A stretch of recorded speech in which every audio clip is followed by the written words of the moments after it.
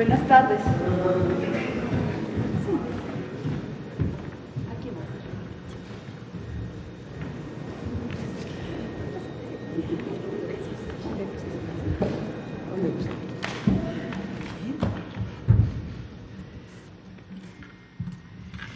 Una vez más nos encontramos esta tarde aquí en Palacio Nacional, en este bellísimo edificio.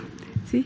Buenas tardes a todas y todos los que nos escuchan, los que nos ven a través de los medios de comunicación o a través de las redes sociales. Agradezco a los medios aquí presentes, ¿sí? Particularmente les agradezco, y de veras, de corazón, a madres y padres de familia que nos están escuchando, a maestras y maestros, les reitero mi absoluto reconocimiento al trabajo que realizan todos los días. Hoy, miércoles 16 de agosto de 2023, vamos a dedicar esta conferencia, esta sesión, a la presentación de los libros de texto gratuitos de sexto año de primaria, que corresponde a la fase 5. Acuérdense, fase 5 es quinto y sexto. ¿Sí?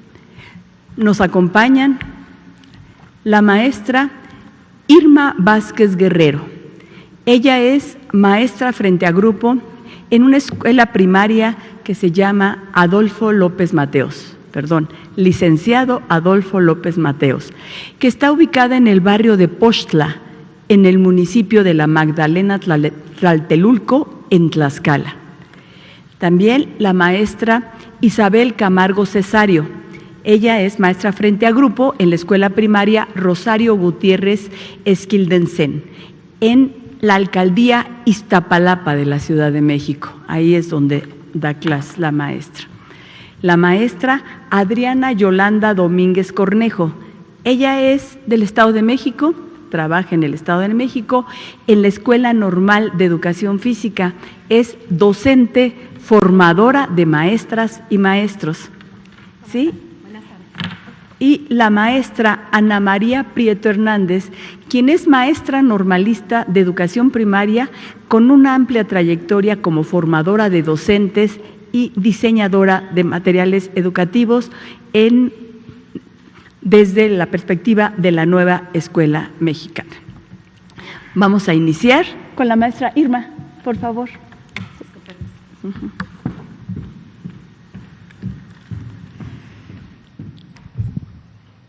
Hola, buenas tardes a todos. Les traigo un saludo desde el hermoso estado de Tlaxcala.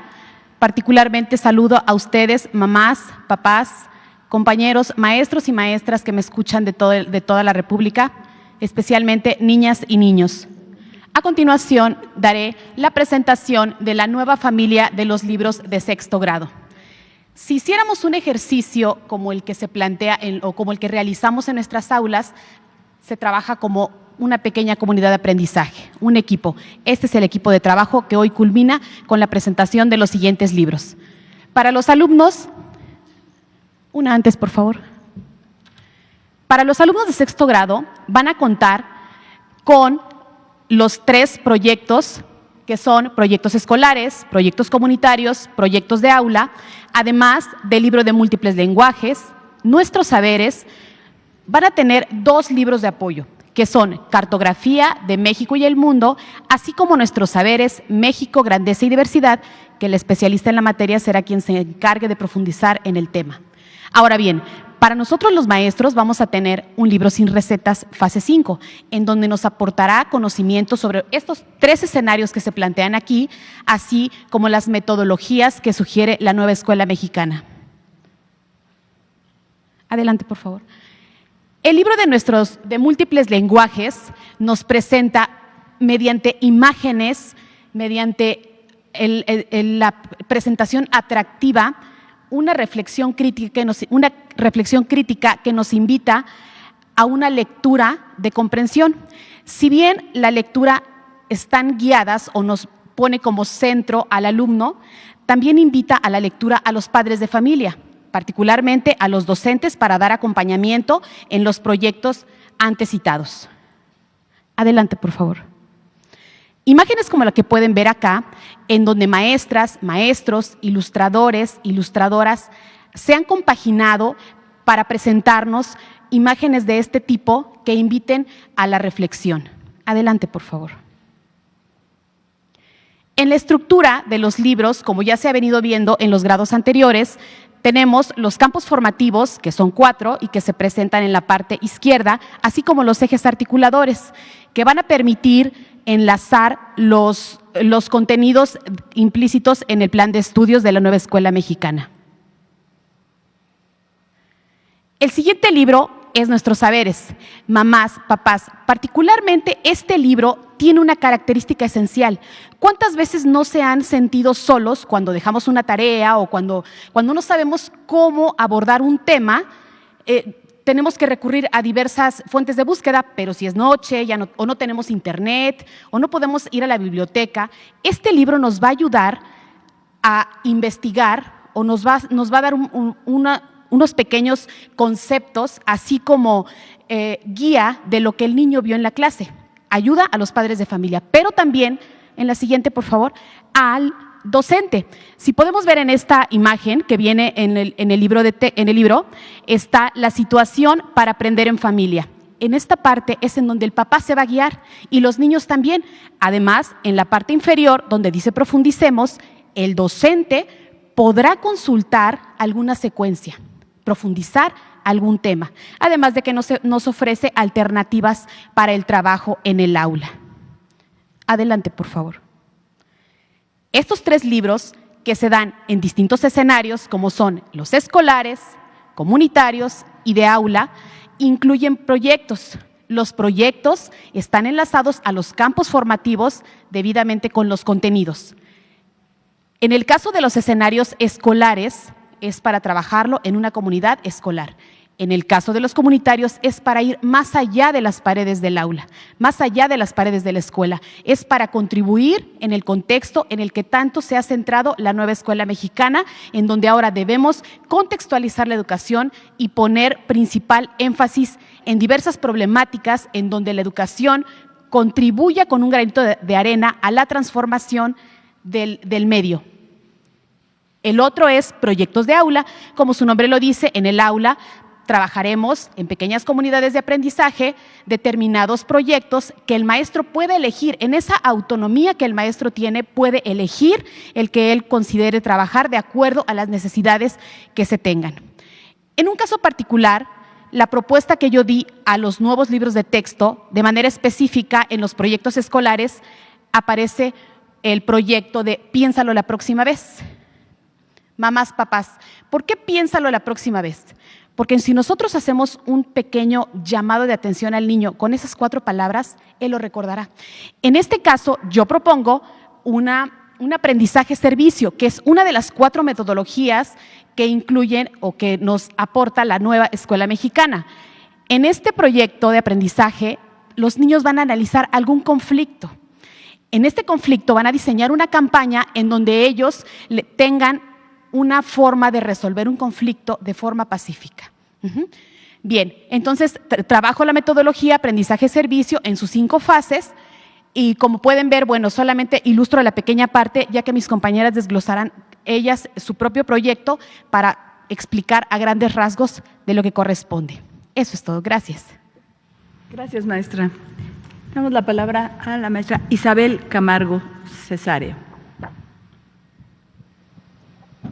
Buenas tardes, queridas madres y padres de familia, maestras y maestros que nos están escuchando y a todos aquellos que están en este momento.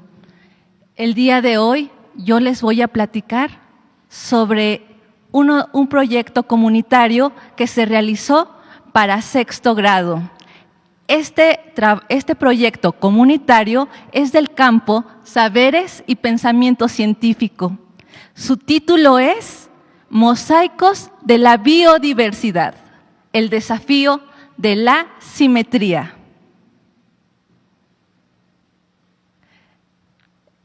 Este proyecto se realizó a partir de un contenido de la SEP que está dentro del programa sintético que corresponde a la fase 5, es decir, a 6º grado. Este contenido y este proyecto se realizó a partir de un aprendizaje que decía, analizamos composiciones de los seres vivos, pero a la vez nuestras niñas y nuestros niños hacen sus propias composiciones a partir del uso de dos conceptos matemáticos, que son simetría axial y simetría central. La estructura de proyectos por indagación está dividida en 5 momentos, y a este campo formativo corresponde el enfoque llamado STEAM. Esos 5 momentos, mamás y papás, que vamos a encontrar en el desarrollo de este proyecto es, número 1, saberes comunitarios. ¿Qué va a pasar aquí, mamás y papás? Nuestros niños nos van a decir qué es lo que saben sobre el tema de la simetría y de la biodiversidad. El momento número 2 es indagación. Es uno de los momentos más importantes del proyecto porque ahí se desarrollan las respuestas a 3 preguntas que nuestros niños y niñas van a investigar. Por eso es el momento de la indagación. El momento número 3 se llama comprendemos. ¿Qué pasa aquí? Que los niños van a analizar sus hallazgos de la investigación. El momento número 4, que también me parece uno de los más divertidos, es el de socializamos y aplicamos, porque a los niños se les va a proponer un reto de realizar un prototipo. Y además, nuestras niñas y nuestros niños van a elegir cómo lo quieren dar a conocer a su comunidad. ¿Por qué?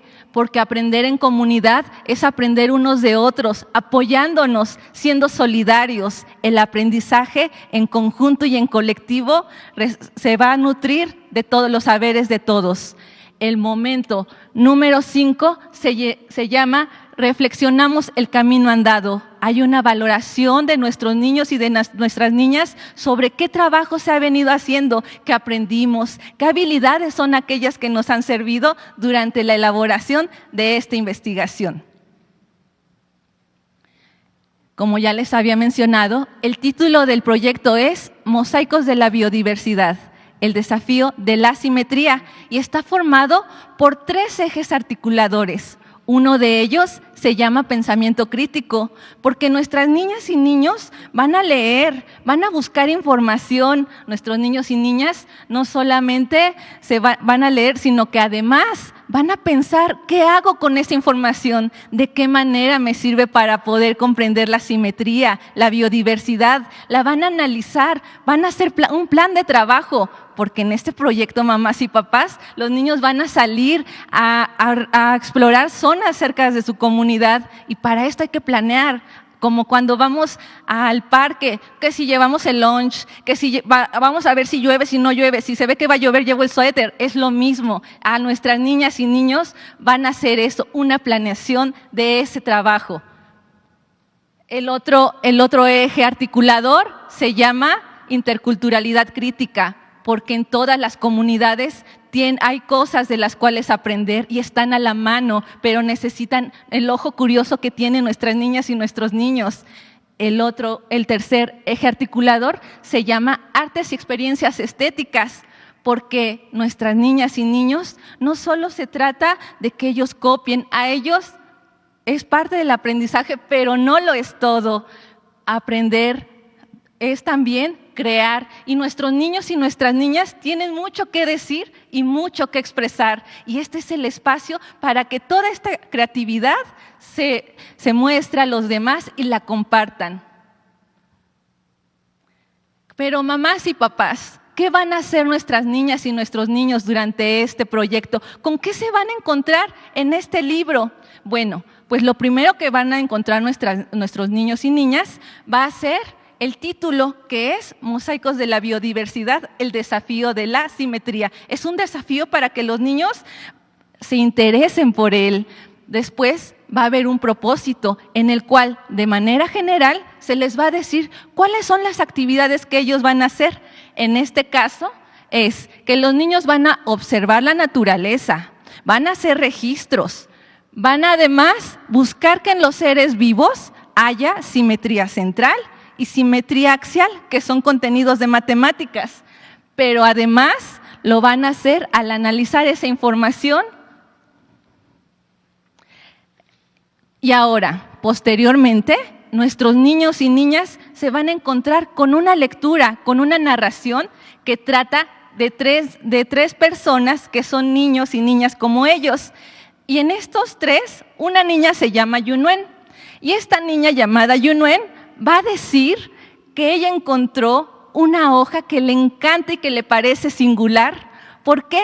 Porque pareciera que está dividida a la mitad por un eje imaginario llamado eje de simetría.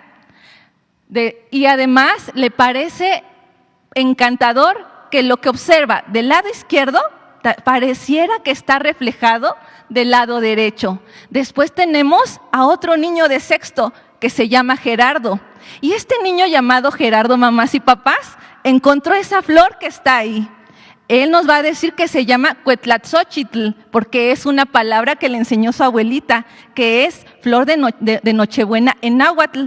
Y a este niño le encanta que esta flor, esa flor roja, tiene un centro. Y en ese centro puede ubicar que si una de sus hojas rojas la observa del otro extremo, puede imaginar que ha girado 180 grados. Mamás y papás, a eso se le llama simetría central.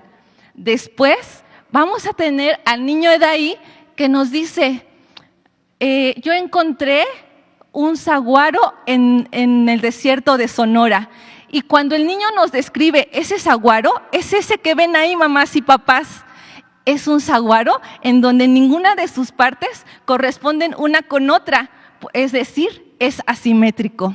Después, ¿qué van a encontrar nuestros niños y niñas? Los niños y niñas ya han tenido acercamiento en otros grados con el término simetría, la han ubicado. Y entonces aquí, en el libro de sexto año, van a encontrar 6 afirmaciones. Yo en este momento, mamás y papás, solo les voy a leer una, que es: algunas flores, como la Cuetlaxochitl, son especiales por tener simetría central. Eso lo dice el niño Gerardo. Y nuestras niñas y niños van a leer las otras 6 afirmaciones y van a decir si están de acuerdo con Gerardo o no. Pero no solo es decir sí o no, es también decir por qué, dar argumentos, mamás y papás. Después, como yo les dije, este tema no es nuevo. Nuestros niños van a escribir una afirmación de cómo han vivido en la naturaleza, en su convivencia con los seres vivos, la simetría, y a partir de ello harán una afirmación.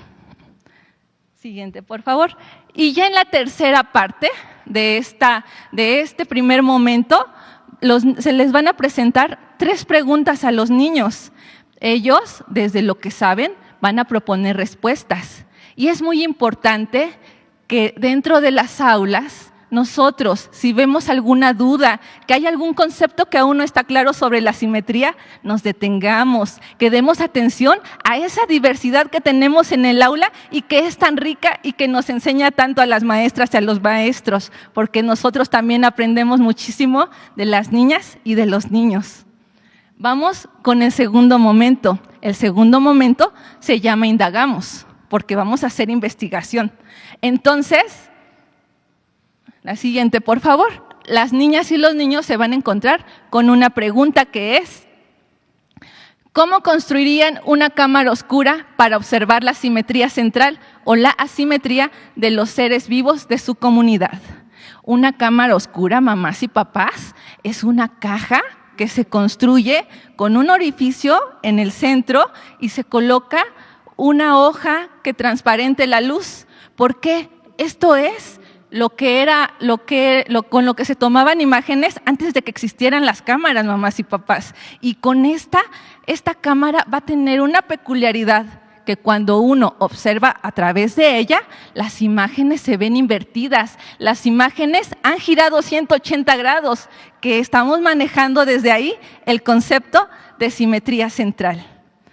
Siguiente, por favor.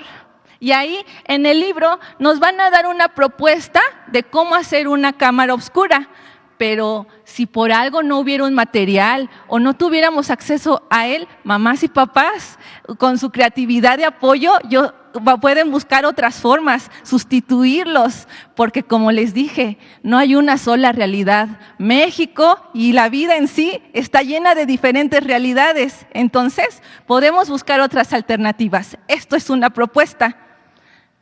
Entonces ya tenemos que los niños ya hicieron una cámara oscura y ahora vamos a ver a qué partes, a qué zona vamos a ir a buscar seres vivos. Por ejemplo, en mi caso, trabajo en el Cerro de la Estrella. Ahí hay una zona donde hay muchos árboles y hay seres vivos. Podemos ir a esa zona, pero como les dije, hay que planearlo. ¿Qué voy a llevar? ¿Con quién voy a ir?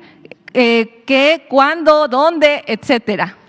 Posteriormente, las niñas y los niños, con mucho respeto, van a estar ahí buscando a estos seres vivos. No los vamos a maltratar, porque todo ser vivo merece respeto y somos parte de un medio ambiente que requiere un equilibrio. Y entonces, ya encontramos los seres vivos, vamos a hacer dibujos de ellos, porque así es el proceso de investigación. Tenemos que hacer hipótesis y tenemos que hacer registros. Y posteriormente vamos a reflexionar sobre si nos sirvió nuestra cámara oscura o no nos sirvió o qué podríamos mejorar en ella. Siguiente. Bien, la segunda pregunta es, ¿qué composiciones geométricas observan al analizar la naturaleza de la comunidad? En esta parte, nuestros niños ya fueron al jardín, ya fueron al parque o ya fueron al bosque a buscar esos seres vivos. Pero ahora, ¿qué va a pasar? Que nuestros niños adivinen qué. No tienen solo un ejercicio para practicar la simetría central y la simetría axial. No tienen dos, tienen muchísimos de todas esas muestras que a ellos les resultaron interesantes, de aquello que ellos observaron. Entonces, en todos estos seres vivos que ellos dibujaron, van a trazar ejes de simetría, van a contar cuántos ejes de simetría, pero también van a verificar con uso de su regla si es simetría o no es simetría, si lo que está en un lado se refleja en el otro, y en el caso de la simetría central, si lo que yo observo en un lado se ve en el otro y ha girado 180 grados.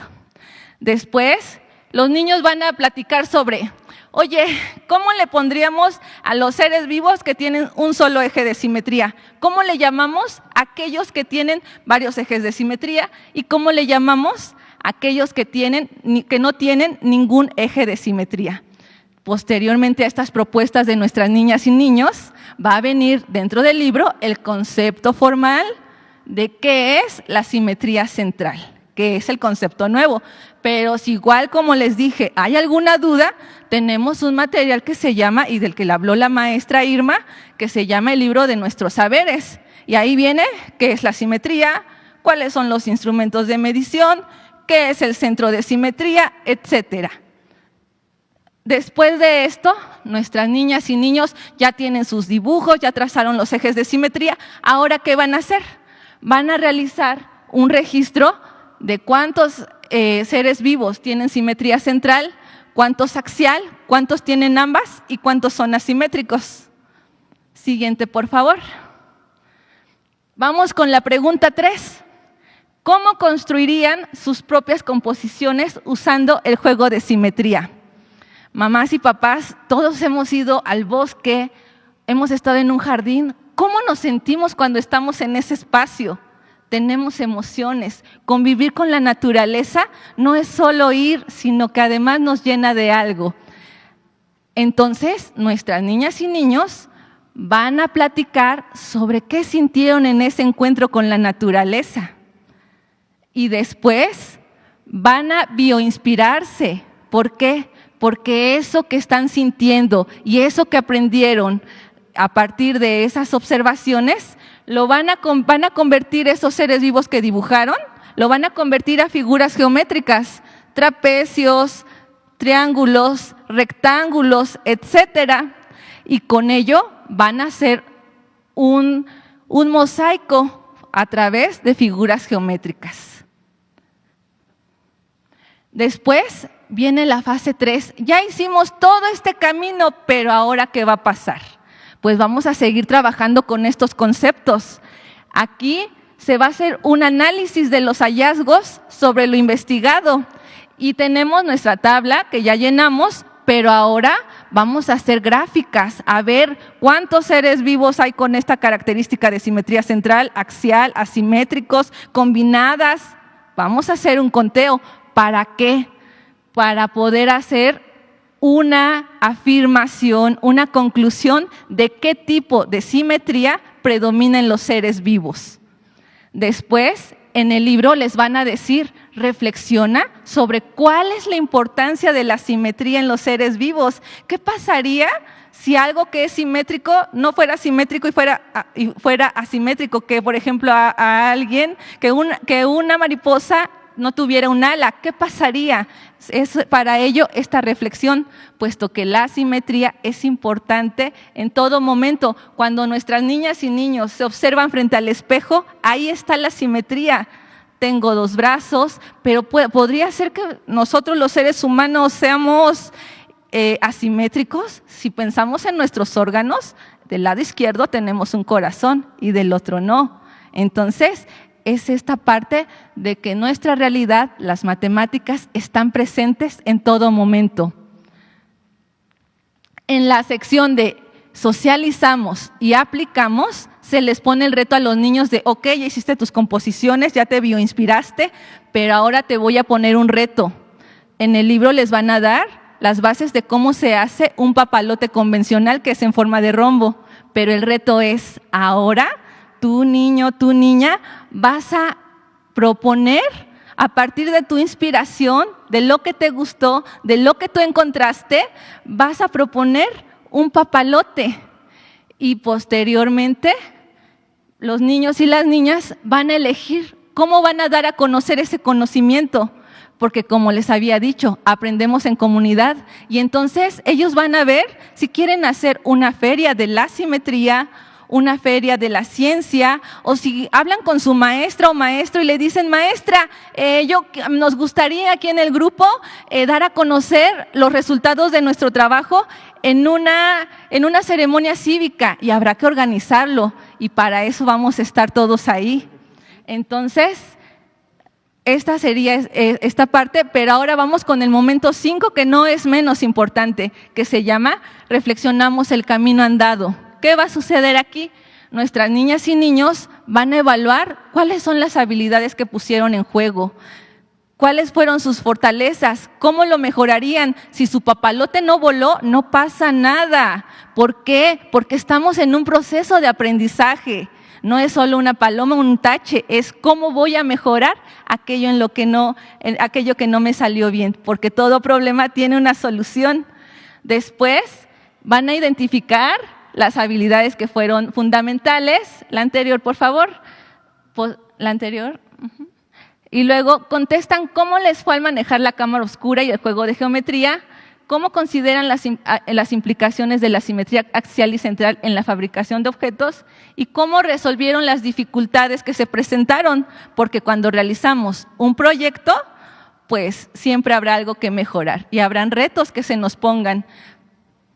¿Por qué este proyecto es comunitario? Porque como les había mencionado, todos y todas aprendemos de todos, pero además porque ese contacto con la naturaleza nos va a apoyar para sentirnos parte de ella, que no es algo ajeno y que entonces todos dependemos de esto y de ese equilibrio que haya, de esa simetría. Ahora, en caso de que nuestros niños y niñas tengan más interés sobre este tema, tenemos el libro de múltiples lenguajes en donde se explora en la lectura. Qué bello descubrimiento el tema de la simetría, donde nos dice que la simetría está en el universo, está en los seres vivos, es parte de nosotros. Mamás y papás, el trabajo por proyectos hace que nuestras niñas y nuestros niños sean los protagonistas de su aprendizaje y con el apoyo de ustedes y de nosotras las maestras y los maestros se vayan nutriendo. Gracias, maestra. Adriana, Yolanda, por favor.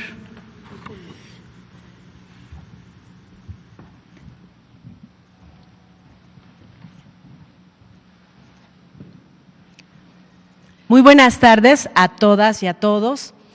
Soy Adriana, soy docente mexicana, soy normalista, también estudié en la universidad y pues me siento muy contenta de estar en este escenario para poder socializar con nuestro país el contenido de un proyecto de aprendizaje que diseñé para el libro Proyectos Comunitarios, sexto grado de educación primaria.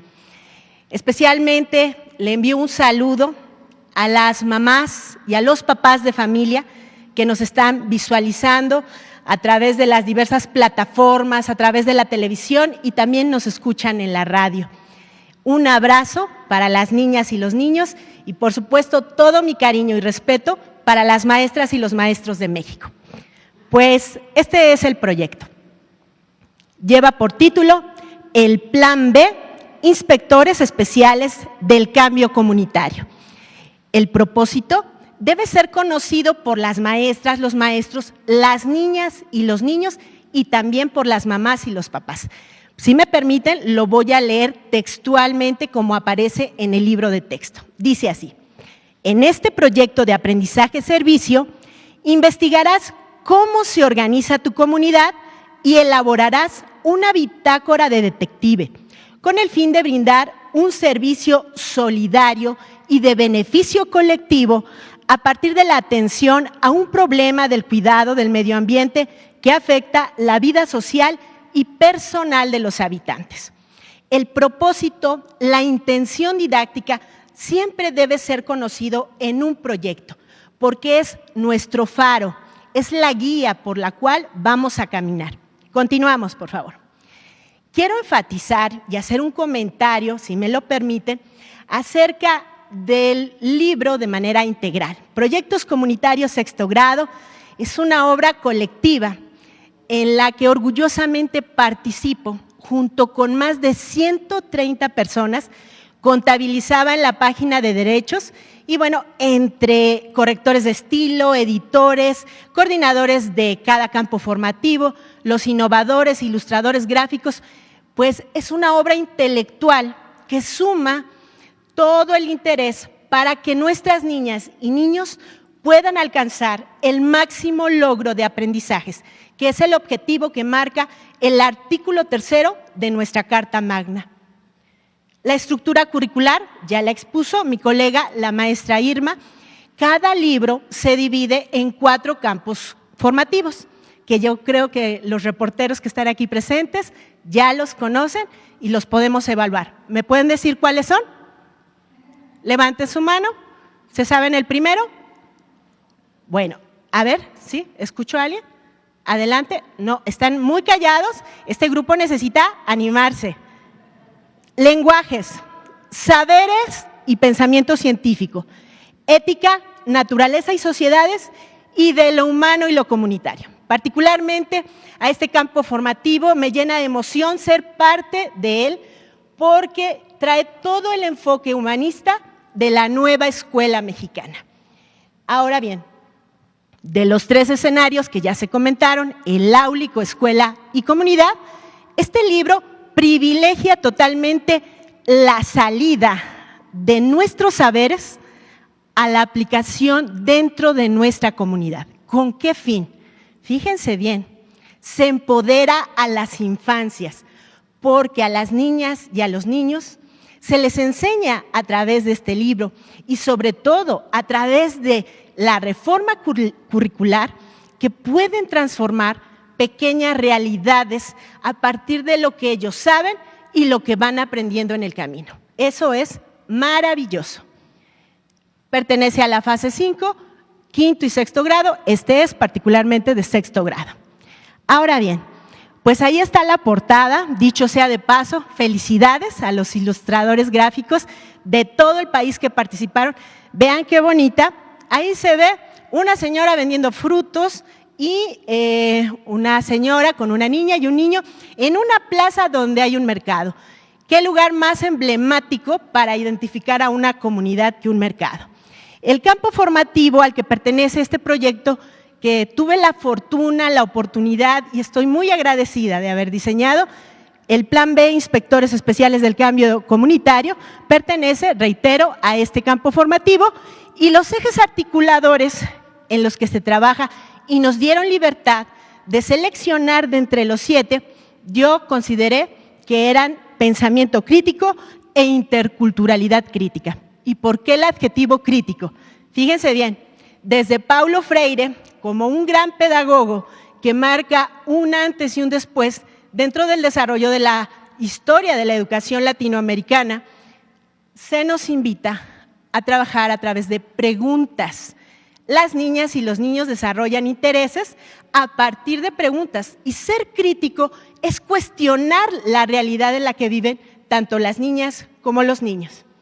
Bueno, pues ya el proyecto en sí, aquí tienen el dibujo, vean, hay 2 niños caminando por la ribera de un río y unas ovejas.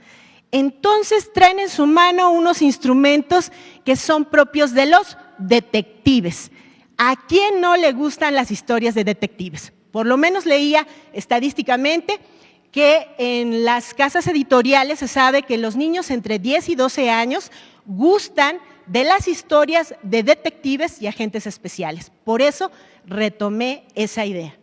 Ahora bien, las metodologías a las que hacía mención mi compañera que me antecede en la palabra, pues aquí se retoman indudablemente 2. La primera, el aprendizaje-servicio, que es un método para unir el aprendizaje con el compromiso social.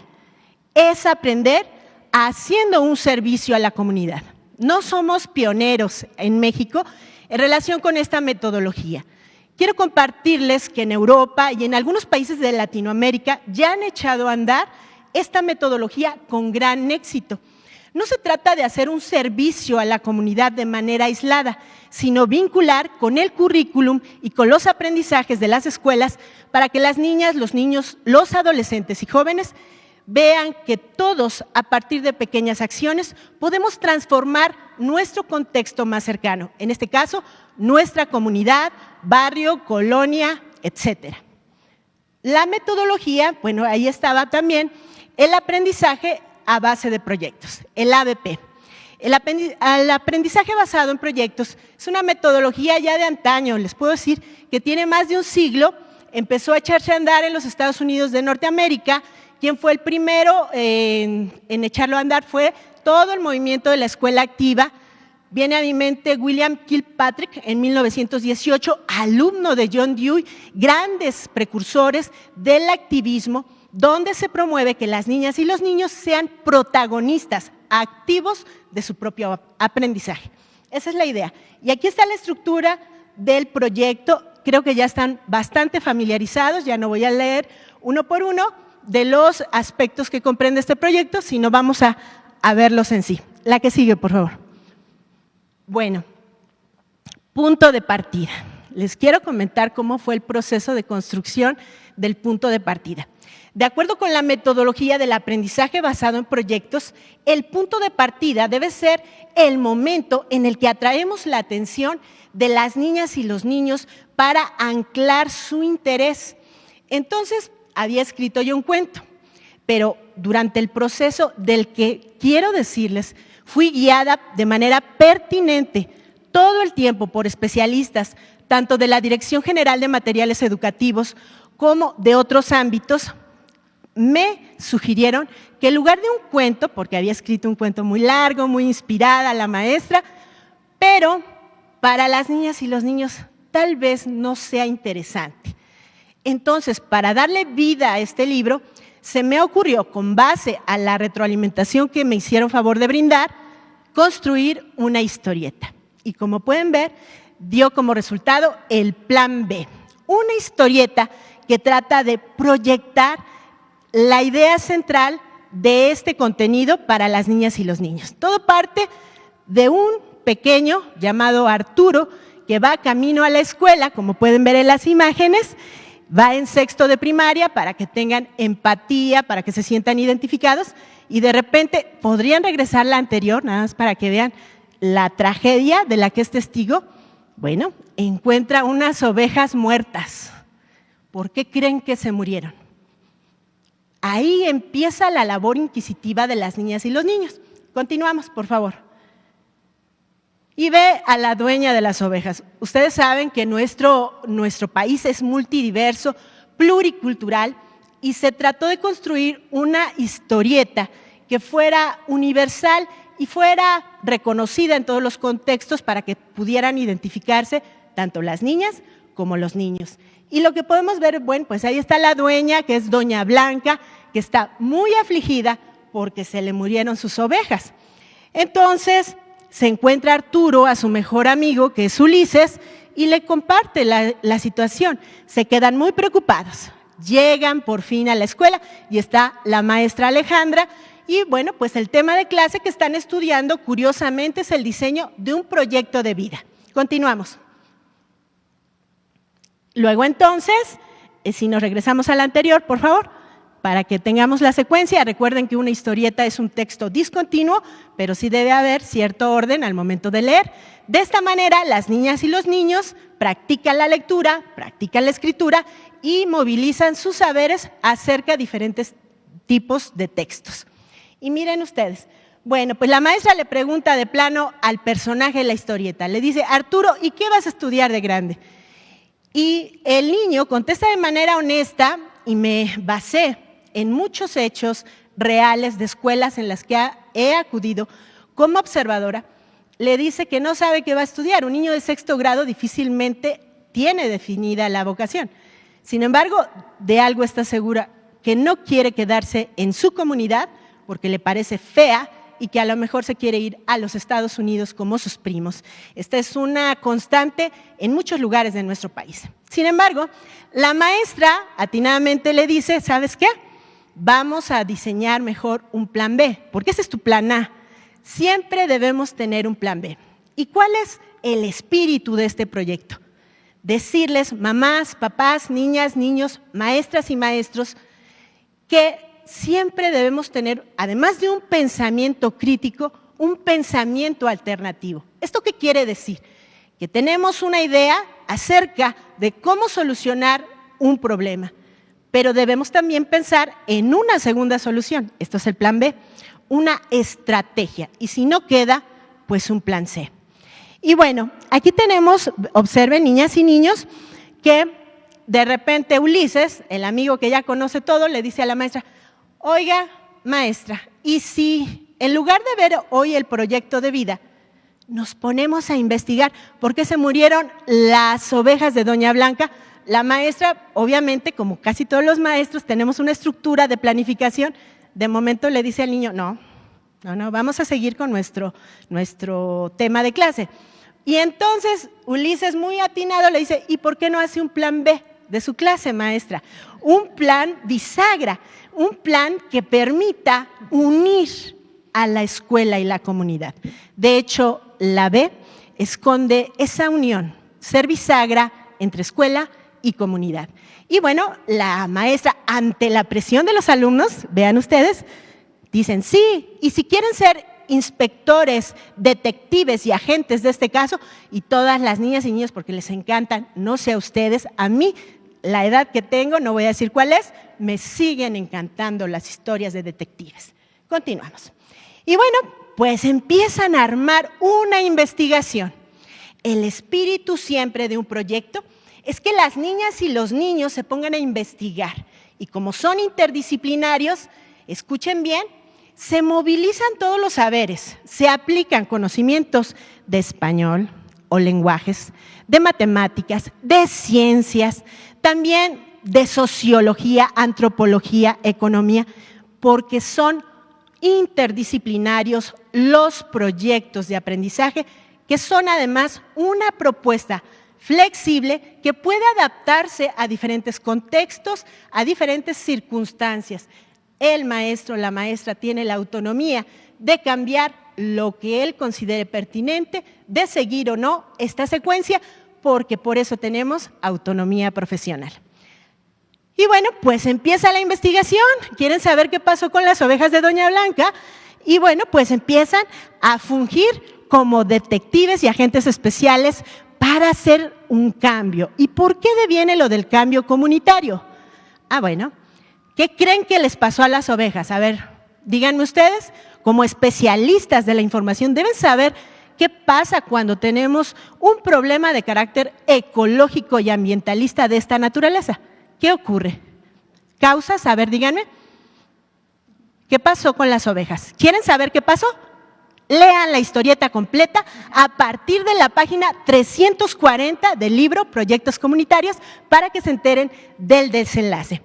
Bueno, voy a tratar de ser más breve para cerrar esta presentación. La que sigue. La siguiente parte del proyecto, donde vamos a identificar las necesidades que tiene la comunidad, parte de dos circunstancias. En primer lugar, vamos a utilizar dos materiales que son fundamentales. Las niñas y los niños con material reciclable para asumir un rol, porque los proyectos siempre van a asignar roles a las niñas y a los niños. En este caso van a ser detectives y agentes especiales del cambio comunitario. Así que se van a hacer su insignia y además van a llevar una libreta para practicar lectura, escritura, registros. Bueno, voy a hacer un apunte. Se dice que desde la época de Leonardo da Vinci, uno de los intelectuales, un polímata más destacado de todos los tiempos, pues registraba en un cuaderno observaciones, conocimientos y sus apuntes eran espléndidos. Soy muy partidaria del registro porque de esa manera las niñas y los niños están construyendo su aprendizaje a partir de la lengua escrita. Y asimismo, dos preguntas nodales. ¿Cómo se organiza tu comunidad? ¿Y qué problema del medio ambiente identificas en tu comunidad que tú puedes contribuir como niña, como niño, como mamá y como papá? Porque también son actores y protagonistas de este tipo de metodologías que es el aprendizaje-servicio. La que sigue. Y bueno, pues quiero decirles que la maravilla de la nueva familia de libros de texto es que guardan una relación entre ellos y el libro Nuestros Saberes permite profundizar. Así que mamás, papás, niñas, niños, maestras y maestros, en las páginas que aparece en el libro de Nuestros Saberes, el tema beneficio social y cuidado del medio ambiente nos permite profundizar más para que podamos buscar esas respuestas a las preguntas que abren este proyecto. Continuamos. La creatividad en marcha. Ahora sí, bueno, se identifica un problema. Se invita a miembros de la comunidad, a papás y a mamás a que dialoguen, a que aprendamos a escuchar al otro y a desarrollar muchos valores como son la empatía, el respeto, la amistad inclusive. Y no estamos exentos de que haya tal vez algún conflicto porque haya diferentes puntos de vista. Y ahí está el arte. A las niñas y a los niños, a partir de una asamblea, se les puede enseñar a solucionar conflictos a partir del diálogo. Se va a identificar cuál es el problema del medio ambiente y van a proponer alternativas de solución. ¿Existe una receta? No. Por eso existe el libro sin recetas para maestras y maestros. Nada está escrito del todo en un proyecto. Un proyecto está en construcción, siempre se está renovando. Y bueno, pues hay un proceso antes, durante y después. Pensemos, un problema del medio ambiente muy común y lamentablemente ocurre en nuestras comunidades es arrojar desechos sólidos en espacios donde la gente transita y se generan otro tipo de problemas como son enfermedades, hasta inundaciones, porque obstruyen la filtración del agua a partir de las coladeras, de las cunetas, etcétera. Entonces, si las niñas y los niños, la comunidad que participa con ellos, se proponen un día hacer un día de limpia, por ejemplo, esto es maravilloso porque se sacan fotografías de un antes y un después. Las niñas y los niños, las mamás y los papás, las maestras y los maestros también, aprendemos que con pequeñas acciones podemos hacer grandes cambios y de ahí se deriva una forma diferente de trascender de la escuela a la comunidad. Continuamos y pues donde valoramos y compartimos nuestros logros. Ya lo han comentado perfectamente mis compañeras, no quiero ahondar más. El enfoque de la evaluación formativa tiene que ver con acompañar a las y a los niños durante todo el proceso. Siempre hay un producto final, siempre en los proyectos. Pero créanme que en el proceso de evaluación formativa no evaluamos solamente lo último, sino evaluamos, fíjense bien, el proceso. Cuáles fueron las actitudes, cuáles fueron las competencias, los conocimientos que se lograron construir durante todo el desarrollo del proyecto. La que sigue, por favor. Yo solamente quiero agradecer al Gobierno de México, a la Secretaría de Educación Pública, a la Dirección General de Materiales Educativos, por la oportunidad histórica que nos ha posibilitado, a las maestras y a los maestros, que nos sentimos revalorados de otra manera, escribiendo para nuestros estudiantes. Esto es una maravilla. No puedo sentir más que gratitud. Quiero decirles a las mamás, a los papás, a las niñas, a los niños, que tengan confianza. Reviso y reviso este libro y siempre quedo fascinada, porque ahí hay el trabajo de muchas inteligencias con la mejor voluntad de formar a nuestras niñas y niños para necesidades del siglo XXI. Por eso tengo la esperanza de que este 28 de agosto las niñas y los niños van a tener esa maravilla que todos esperábamos con emoción. No me dejarán mentir los aquí presentes. Cuando nos entregaban nuestro paquete de libros de texto gratuitos, la emoción nos desbordaba. Son una herramienta de apoyo que puede fortalecer enormemente el aprendizaje y tengo la confianza de que se han elaborado con cariño, profesionalismo y respeto para las infancias en un modelo educativo que queda perfecto para nuestros días y que es la nueva escuela mexicana, un modelo que está en construcción. Muchas gracias por su atención. Gracias, maestra. Ahora escucharemos a Ana María Prieto. Buenas tardes a todos los padres y madres de familia, a los profesores y profesoras, a los niños que nos ven y nos escuchan y las niñas y a los aquí presentes. Muchas gracias por esto. Bueno, después de la maravillosa exposición que han hecho mis compañeros, a mí no me queda más que presentar un libro que surge de una transposición didáctica. ¿Qué quiere decir esto? Quiere decir una adaptación de un material hecho por especialistas que tuve la fortuna de que me invitaran a participar, envolverle un texto propio para los niños, un texto didáctico, un texto accesible y para las familias sobre todo. O sea, es un libro que entra a formar parte de la biblioteca de las familias mexicanas en lugares en donde no hay a veces textos y libros que puedan enriquecer los materiales educativos que tenemos en las escuelas, en las comunidades, en las casas. El libro tiene por nombre México, Grandeza y Diversidad, era un libro hecho por más de 30 especialistas. Fue un trabajo interesante y a veces complicado hacer la transposición porque yo misma en muchos casos, pues como hablan los investigadores a los que somos profesores, a veces dice uno, espérame un momentito, como que, ¿qué me quieres decir?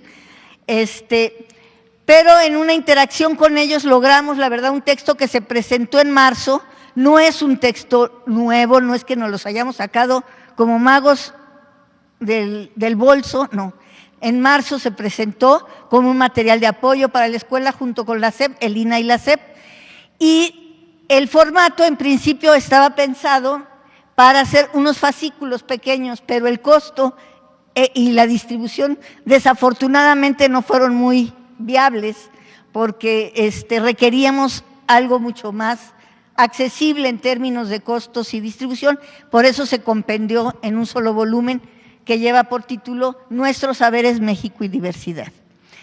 Bueno, este texto tiene 20 capítulos que forman parte de la magna obra que ya tiene 2 años aproximadamente que salió el libro, y la adaptación se trabajó durante todo el año pasado y se presentó en marzo, como les señalaba, y hace todo un recorrido desde la conformación de nuestro territorio hasta nuestros días. No me entretengo mucho porque el tiempo es corto, lo podrán ver, están en línea tanto el libro, si lo quieren comparar con los fascículos, si lo quieren comparar con el libro ya compendiado nuevamente, ahí podrán ustedes ver los ajustes que se hicieron o las cuestiones que se vieron.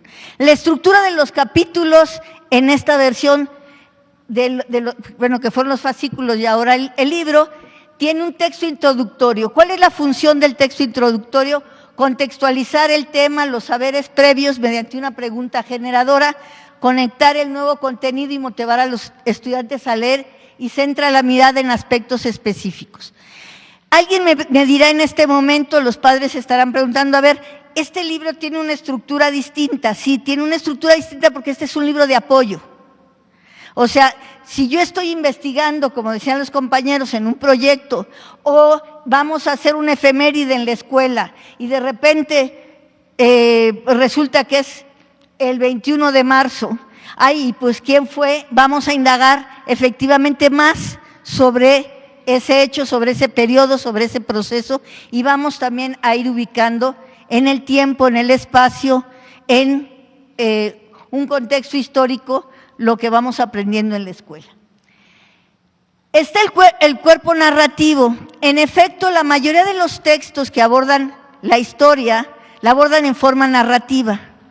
O sea, esto es invariable, ahora sí te van siendo como un cuento que te va llevando de la mano, pero no únicamente en forma narrativa que nos ubique en el espacio y en el tiempo, que descubre continuidades y cambios, y eso se trabaja mucho en los proyectos, a ver qué cambió, qué no cambió. Yo me acuerdo un proyecto que hice con los niños, yo tenía una asignatura que en aquella época desafortunadamente, gracias a que ahora ya es por proyectos, ya es oficial, antes se tenía uno que esconderlos, hacía los viernes los proyectos escondidos de los supervisores porque no llevaba el libro, porque antes se pensaba que el profesor era analfabeta, nos pensaban analfabetas, y pensaban que necesitábamos un librito que, a ver, das el pasito, ahora el otro pasito, y no te vayas para otro ladito porque voy a venir y te voy a hacer el examen y te voy a preguntar cuál fue el pasito. No, por fortuna, ahora el pasito lo defino yo, junto con mis compañeros, con los padres de familia, ustedes que están ahí viéndonos, con los mismos estudiantes que son el centro de nuestro quehacer, en donde todos somos protagonistas y actores, y sobre todo lo maravilloso de esta propuesta es que ya no es el saber acabado, rígido, descontextualizado, sin sentido, sin significado, sino lo que ven es transformarme y transformar la comunidad. Es ser solidarios, entrar en colectivo, en comunidad. Es otra manera de pensar, no es el individualismo de yo aquí y yo sí sé y yo me saco 10 y tú te sacaste 5, lero, maro, mero, yo sí voy a ser exitoso y tú no. No es eso, ¿sí? Ahora el asunto es todos somos uno para todos y todos para uno. Bueno, entonces se trata de reconocer a los diversos sujetos, de ver los momentos diferentes, en el texto narrativo, de ver las causas y las consecuencias. El que existan estos textos, pues va a ser un apoyo que también ahora con los medios de comunicación y el internet, hay muchos otros apoyos. Si alguien no está de acuerdo con pues busque otros. ¿Para qué nos peleamos? ¿Verdad? Pasemos a la próxima.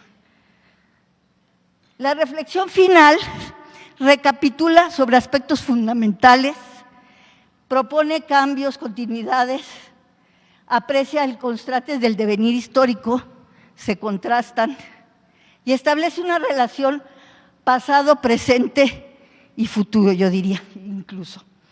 Por ejemplo, es muy importante que podamos en el transcurso reflexionar sobre cosas como la que aquí se ve, que lo van a poder ustedes leer, en donde se dice que queremos generar una cultura de respeto hacia la naturaleza y hacia los otros, distintos, diversos y múltiples, como una reflexión final después de todo un proceso en donde efectivamente tan había una cultura de la discriminación que había que diferenciarse y hacer 100 y tantas castas, porque yo no era igualito que tú, ¿no? O sea, tú eras mestizo, tú ya eras sambo, tú eras un salta para atrás, y tú, pues ni te entiendo, ¿no? Si se revisan a Humboldt, verán los nombres de las castas que había en aquella época. Pasamos, entonces, el sentido de la reflexión final esa. Está lleno de recursos gráficos, o sea, justamente para que sea un material de apoyo que permite ubicar en mapas desde las placas tectónicas para ver y explicarnos la configuración del territorio. Esta que seleccioné, porque uno a veces cuando oye las mañaneras y oye cómo va el Tren Maya y los descubrimientos y hallazgos arqueológicos, pues no entiende por qué tantísimos, ¿no? Dan unas cifras inmensas, pero cuando uno ve este mapa, dice, a Chihuahua, pues es que había un titipuchal de comunidades y efectivamente está plagado de sitios arqueológicos y es un lugar de una riqueza impresionante. Aquí este otro nos permite ver un error conceptual que teníamos los maestros de que los olmecas solamente estuvieron en Veracruz y Tabasco. Toda esta es la zona de influencia olmeca. O sea, para que veamos efectivamente lo que eran nuestras civilizaciones antiguas, que no prehispánicas, antiguas, porque este país no se define de lo hispánico antes y de lo hispánico después. Nosotros, igual que los europeos, tenemos una historia antigua propia. No vinieron ellos a descubrirnos nuestra historia. Así como tampoco hay prehistoria, porque todos somos sujetos históricos. Bueno, pero ese ya es un pleito conceptual, padres, que luego lo analizaremos.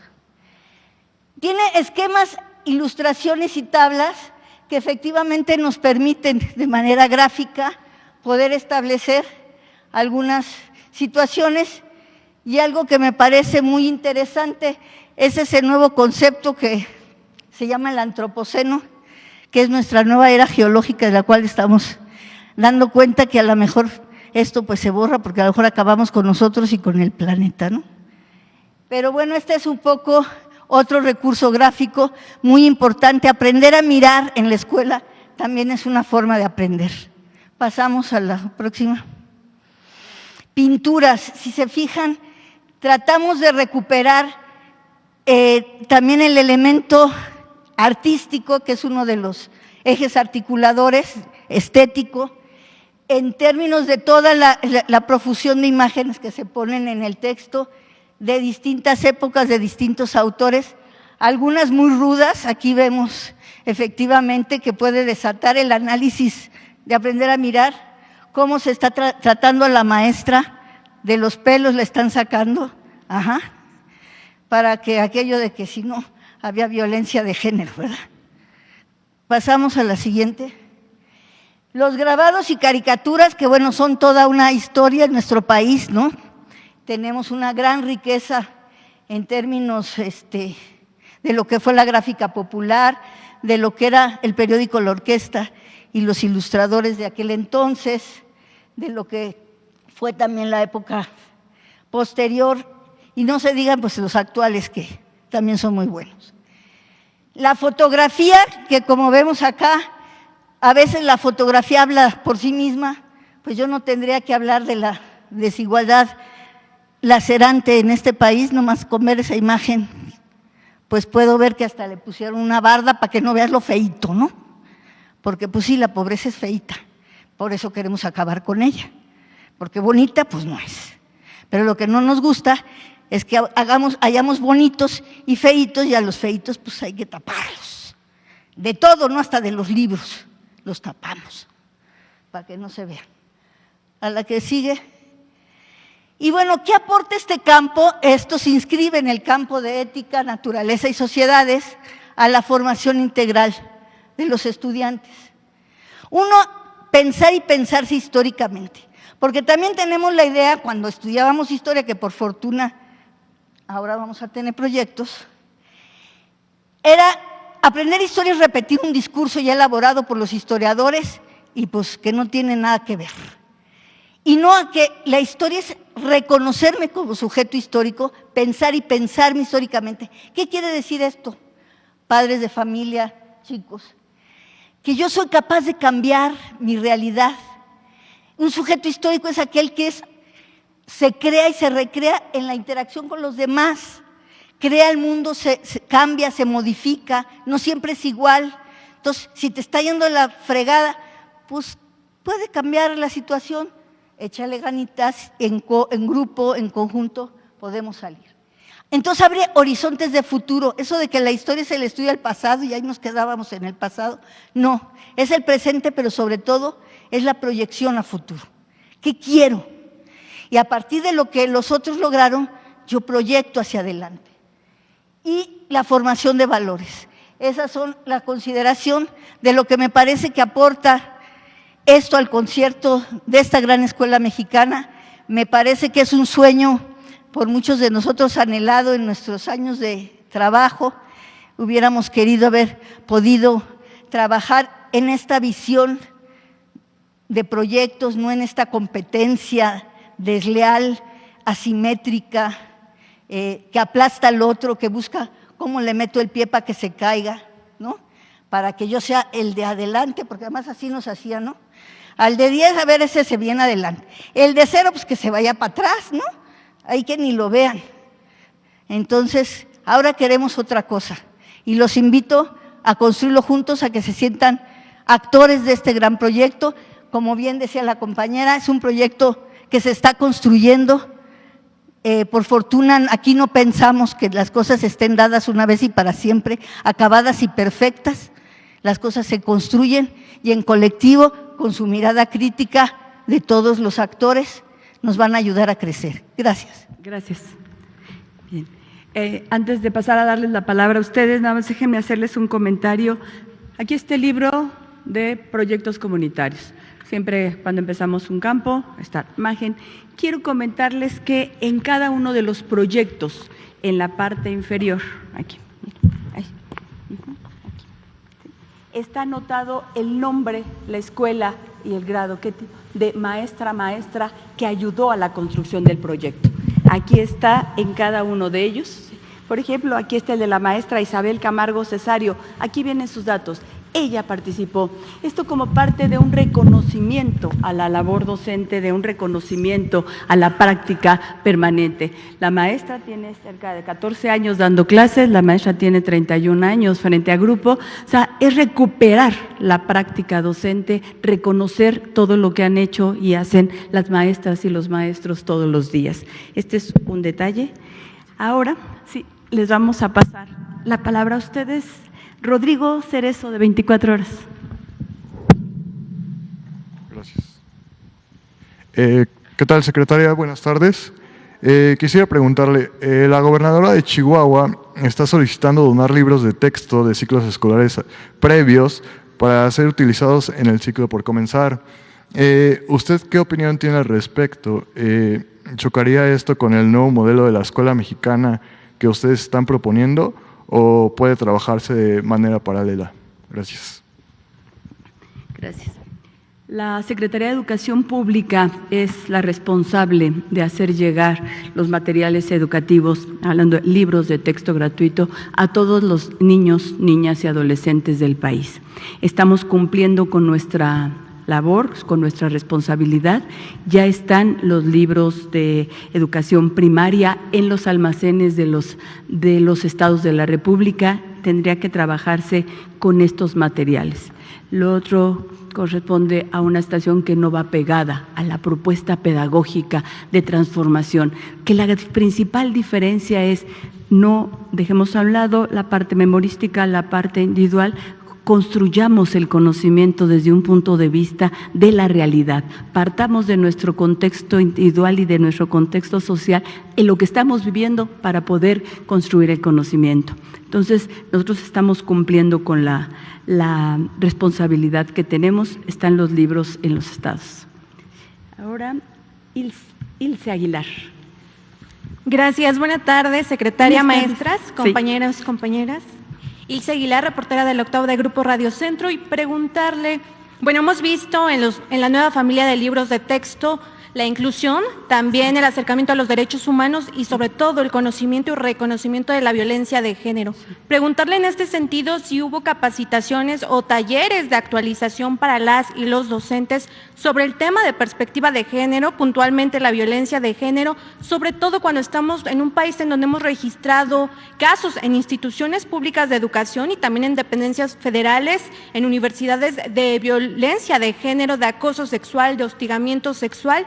Preguntarles si sí se hicieron estos talleres, en donde los podemos consultar, sobre todo las y los padres de familia, para que puedan acompañar en el aprendizaje con sus hijas e hijos.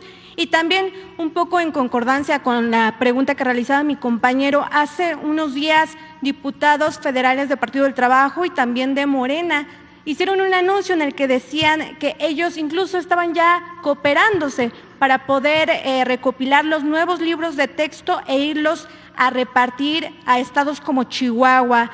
Preguntarle si esto es legal y si es que no se viola alguna legislación, como ya usted lo comentó, al ser facultad de la SEP y de la CONALITEC. Por favor, gracias.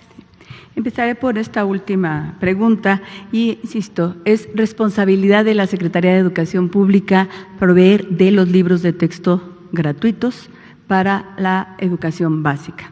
Y ahorita, ayer les decía, estamos en ese dato, tenemos ya todos los libros de educación preescolar y primaria en los almacenes de los estados de la República, en todos ellos están almacenados, en algunos lados ya están en las supervisiones escolares, en otros, en algunos donde hay más condiciones, ya están incluso en algunas de las escuelas.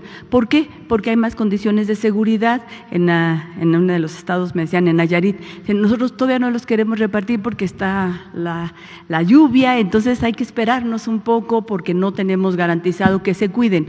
Tenemos un gran aprecio por lo que significan los libros de texto gratuitos y los cuidamos como debe de ser y los ofrecemos para el disfrute, para la recreación, para el aprendizaje de las niñas, los niños y los adolescentes y las maestras y los maestros. Creemos que esto va a tener un cauce correcto, están repartidos ahí. Tiene que ver con una cuestión logística de cuántos niños y niñas están inscritos en sexto grado para la escuela Benito Juárez, cómo le vamos a hacer, cuántos dejamos ahí. Tiene toda una logística muy importante, estamos trabajando en ella.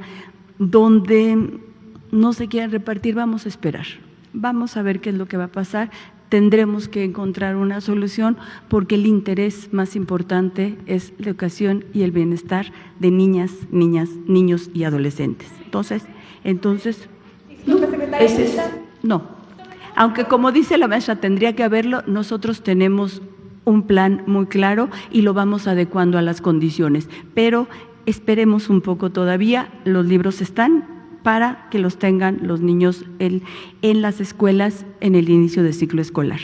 Y ¿habría algún retraso, sobre todo para estos niños y niñas de Chihuahua que inicien el ciclo escolar, quizá no con los nuevos libros de texto y que utilicen libros sustitutos y esto de alguna manera lo retrase en el nuevo plan de estudios? Vamos a esperar un poco. Nosotros creemos que se tienen todas las condiciones, se ha cubierto con todas las expectativas, con toda la cuestión jurídica. No creemos que tenga que suceder eso. Esperemos un poco, están las cuestiones para ver cómo le vamos a hacer. Hay que escuchar las opiniones también de las maestras, de los maestros del estado de Chihuahua, de los padres de familia. Vamos a escucharlos. Esa es otra característica de este gobierno y característica de la Secretaría de Educación Pública, y lo estamos insistiendo, tenemos que escuchar. Tenemos que tener respeto por la opinión de los otros. Vamos a escucharla, vamos a tomar la decisión que beneficie a las mayorías. Esperemos un poco en ese caso. Y en el tema de género es como la semana pasada también me preguntaban otro, es un tema que tenemos que tocar con mucha fuerza, con mucha claridad. En los contenidos, en las propuestas de las cosas que tenemos que cubrir, decimos, uno de los del perfil de egresos era reconocer que hombres y mujeres tenemos los mismos derechos, queremos y tenemos las mismas posibilidades de desarrollo. Eso se tiene que trabajar a lo largo de todos los grados que se tienen que desarrollar. ahí tenemos que hablar de temas a veces incómodos y estamos en contra de la violencia intrafamiliar y fuera de la familia, y los maestros y las maestras tienen, más allá de un curso de capacitación, tienen muy claro cuáles son los valores que estamos fomentando. Y el valor del respeto, la empatía, la solidaridad, la inclusión, son valores que tenemos muchos, casi todos los maestros y maestras, y lo vemos en cada momento. Ningún maestro le dice a sus alumnos, es correcto que haya violencia en una casa. Nadie. No hay un solo maestro que parta de eso.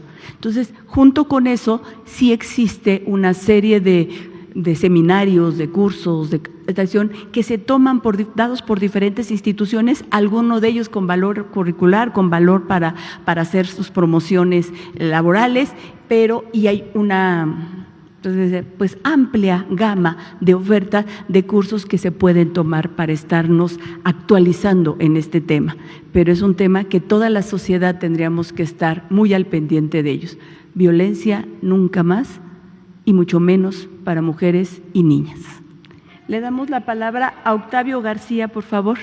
Gracias, secretaria. Buenas tardes. Octavio García, de W Radio. Sí. Buenas tardes al presidium. Bueno, secretaria, ayer nos habló de lo que sucedió en la reunión de CONAEDU y cómo votaron las personas que estuvieron ahí.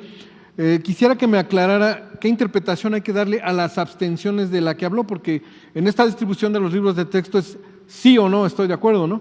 Y bueno, a escasas 2 semanas de que inicien ya las clases, ¿qué llamado haría usted a los gobernadores que rechazan los libros de texto? Le voy a replantear la pregunta del compañero.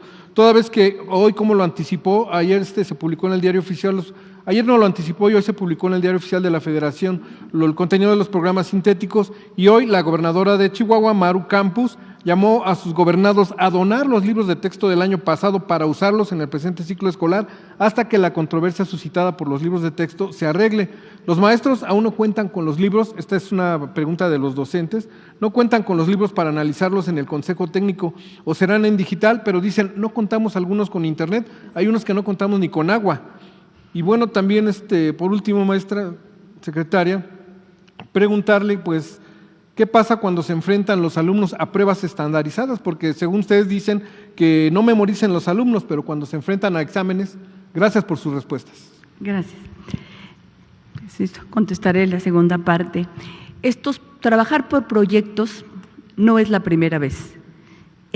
Así como decía la maestra Navarría, a veces los haces escondiditas, los haces de otra manera, pero hay una formación del pensamiento crítico, del pensamiento reflexivo, y las alumnas y los alumnos que se forman con esta dinámica son capaces de responder ejercicios de narraciones, de descripciones, de características de la gramática, problemas, operaciones.